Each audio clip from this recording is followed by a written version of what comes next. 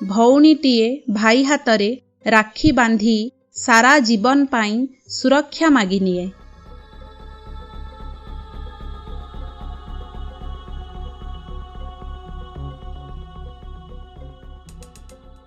ହେଲେ କେବେ ଭାବିଛନ୍ତି କ'ଣ ପାଇଁ ଆମେ ଭାରତୀୟମାନେ ଏ ପର୍ବ ପାଳନ କରୁ?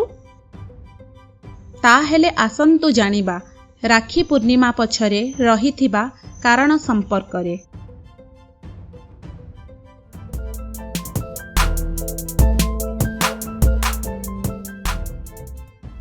ଏହି ପର୍ବ ଆରମ୍ଭର କଥାଟି ସତ୍ୟ ଯୁଗର ବୋଲି ପୁରାଣ ବ୍ୟାଖ୍ୟାକାରମାନେ କହିଛନ୍ତି।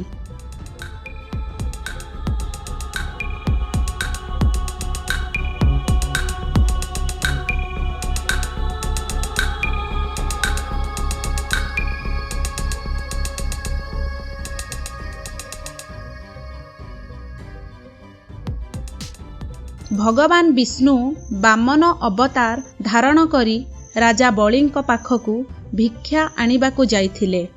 ବ୍ରାହ୍ମଣ ଭାବେ ଯଜ୍ଞକର୍ତ୍ତା ବଳିଙ୍କୁ 3 ପାଦ ଭୂମି ମାଗିଥିଲେ। ରାଜା ବଳି 3 ପାଦ ଭୂମି ଦାନ ପାଇଁ ସତ୍ୟ କରିଥିଲେ। ହେଲେ ଭଗବାନ ବାମନ ନିଜ ବିରାଟ ସ୍ୱରୂପରେ ସମଗ୍ର ସଂସାରକୁ 2 ପାଦରେ ମାପି ନେଇଥିଲେ। ତୃତୀୟ ପାଦ ରଖିବାକୁ ସ୍ଥାନ ନଥିବାରୁ ବଳି ନିଜ ମଥା ଉପରେ ପାଦ ରଖିବାକୁ କହିଥିଲେ। ବଳିଙ୍କ ଗର୍ବ ଚୂର୍ଣ୍ଣ ହେବା ପରେ ତାଙ୍କୁ ପାତାଳକୁ ନିକ୍ଷେପ କରିଥିଲେ ଭଗବାନ। ହେଲେ ତାଙ୍କ ଦାତାପଣିଆର ମୁଗ୍ଧ ପ୍ରଶଂସକ ହୋଇ ବର ମାଗିବାକୁ କହିଥିଲେ। ବଳି ଅତି ଚତୁରତାର ସହ ତାଙ୍କ ସହ ଭଗବାନ ପାତାଳରେ ବାସ କରନ୍ତୁ ବୋଲି ବର ମାଗି ନେଇଥିଲେ। ବାମନ ରୂପୀ ଭଗବାନ ବିଷ୍ଣୁ ସତ୍ୟ ରକ୍ଷା କରି ପାତାଳରେ ରହିବାକୁ ଲାଗିଲେ। ଏହା ଦେଖି ସମସ୍ତ ଦେବତା ଓ ଦେବୀ ଲକ୍ଷ୍ମୀ ବିଚଳିତ ହୋଇପଡ଼ିଲେ। ଭଗବାନ ସ୍ୱସ୍ଥାନକୁ କିପରି ଫେରିବେ ସେ ନେଇ ଚିନ୍ତିତ ହୋଇପଡ଼ିଲେ ଦେବୀ ଲକ୍ଷ୍ମୀ। ଶେଷରେ ଜଣେ ବ୍ରାହ୍ମଣୀର ରୂପ ଧାରଣ କରି ସେ ପାତାଳକୁ ପ୍ରବେଶ କଲେ। ରାଜା ବଳି ତାଙ୍କ ଅବସ୍ଥା ଦେଖି ବର ମାଗିବାକୁ କହିଲେ। ବୃଦ୍ଧ ବ୍ରାହ୍ମଣୀ ରୂପ ଧାରଣ କରିଥିଲେ ଦେବୀ ଲକ୍ଷ୍ମୀ। ବଳିଙ୍କ ହାତରେ ଏକ ରକ୍ଷାସୂତ୍ର ବାନ୍ଧି ତାଙ୍କୁ ଭ୍ରାତା ବୋଲି ସମ୍ବୋଧନ କରିଥିଲେ। ଶେଷରେ ବଳିଙ୍କୁ ନିଜ ପତିଙ୍କୁ ନିଜ ସହ ନେଇଯିବା ଲାଗି ବର ମାଗିଥିଲେ।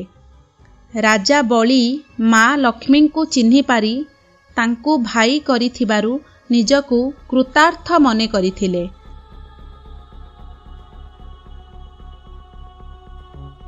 ରକ୍ଷାସୂତ୍ର ପିନ୍ଧାଇ ଭାଇ କରିଥିବାରୁ ନିଜ ଭଗ୍ନୀଙ୍କ ଇଚ୍ଛା ପୂରଣ କରିବାକୁ ଯାଇ ବାମନ ରୂପୀ ଭଗବାନ ବିଷ୍ଣୁଙ୍କୁ ସ୍ୱସ୍ଥାନକୁ ଫେରିବାକୁ ଅନୁମତି ଦେଇଥିଲେ। ଏହି କାହାଣୀକୁ ଆଧାର କରି ଭାରତବର୍ଷରେ ହୋଲି ଓ ଦୀପାବଳି ଭଳି ପବିତ୍ର ରକ୍ଷାବନ୍ଧନ ମଧ୍ୟ ଉତ୍ସବର ସହ ପାଳନ କରାଯାଏ।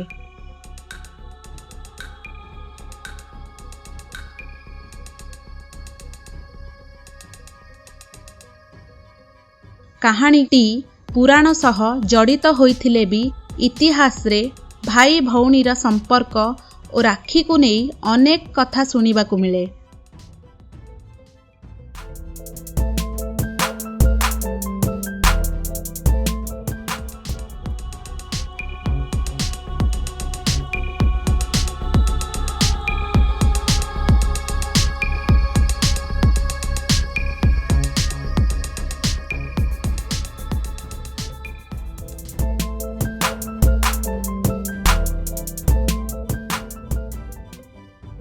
କୁହାଯାଏ ଭଗବାନ କୃଷ୍ଣଙ୍କ ହାତ କଟିଥିବା ବେଳେ ଏକଦା ଦ୍ରୌପଦୀ ତାଙ୍କ ହାତରେ କନାଟିଏ ବାନ୍ଧି ରକ୍ତସ୍ରାବକୁ ବନ୍ଦ କରିଦେଇଥିଲେ।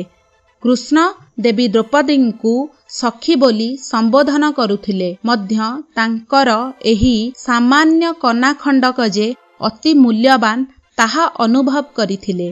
ସେ ଏହି ଋଣ ଶୁଝିବେ ବୋଲି ସତ୍ୟ କରିଥିଲେ। କୁରୁସଭାରେ ଦ୍ରୌପଦୀଙ୍କୁ ବିବସନା କରାଯାଉଥିବା ବେଳେ କୃଷ୍ଣ କୋଟି ବସ୍ତ୍ର ପ୍ରଦାନ କରି ସତ୍ୟ ରକ୍ଷା କରିଥିଲେ, ଯାହାକୁ ପ୍ରକାରାନ୍ତରେ ରକ୍ଷାବନ୍ଧନର ଗୋଟିଏ କାହାଣୀ ବୋଲି ସବୁବେଳେ ବିବେଚନା କରାଯାଏ।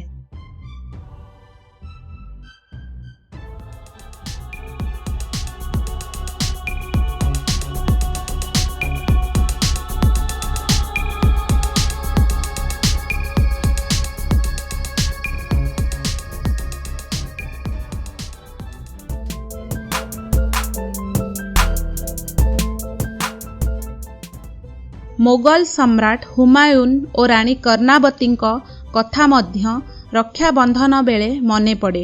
1600 ଶତାବ୍ଦୀର ମଧ୍ୟଭାଗରେ ମେୱାର ଉପରେ ଆକ୍ରମଣ କରିଥିଲେ ବାହାଦୁର ଶାହ ଜାଫର। ସେ ସମୟରେ ନିଜ ରାଜ୍ୟକୁ ରକ୍ଷା କରିବାକୁ ରାଣୀ କର୍ଣ୍ଣାବତୀ ଅସହାୟ ହୋଇ ପଡ଼ିଥିଲେ। ଶେଷରେ କୌଣସି ଉପାୟ ନ ପାଇ ଦିଲ୍ଲୀର ସୁଲତାନ ସମ୍ରାଟ ହୁମାୟୁନଙ୍କ ପାଖକୁ ଏକ ଚିଠି ଓ ରାକ୍ଷୀଟିଏ ପ୍ରେରଣ କରିଥିଲେ। ଏହି ରକ୍ଷାସୂତ୍ରଟି ଦେଖି ହୁମାୟୁନ ଏତେ ପ୍ରଭାବିତ ହୋଇଥିଲେ ଯେ ସୈନ୍ୟବଳ ତୁରନ୍ତ ଫେରାଇ ଆଣିବାକୁ ବାହାଦୁର ଶାହଙ୍କୁ ନିର୍ଦ୍ଦେଶ ଦେଇଥିଲେ।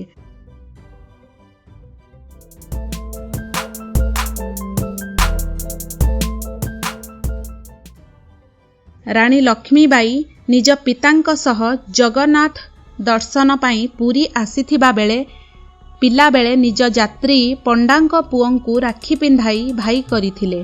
ପରବର୍ତ୍ତୀ ସମୟରେ ଏହି ସେବକ ବାଳକ ଚାଖି ଖୁଣ୍ଟିଆ ନାମରେ ପ୍ରସିଦ୍ଧ ହୋଇଥିଲେ।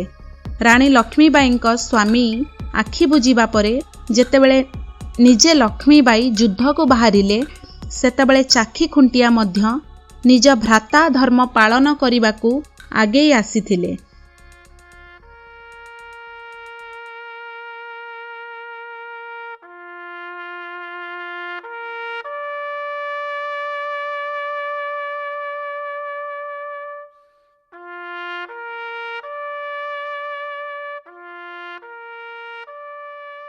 ଖୋର୍ଦ୍ଧାଗଡ଼କୁ ଅକ୍ତିଆର କରିବାକୁ ବସିଥିବା ଇଂରେଜ ସୈନ୍ୟଙ୍କ ଆଖିରେ ଧୂଳି ଦେଇ ସେ ରାଣୀ ଲକ୍ଷ୍ମୀବାଈଙ୍କୁ ଯୁଦ୍ଧରେ ସାହାଯ୍ୟ କରିବାକୁ ଉତ୍କଳ ବାହାରକୁ ଚାଲି ଯାଇଥିଲେ।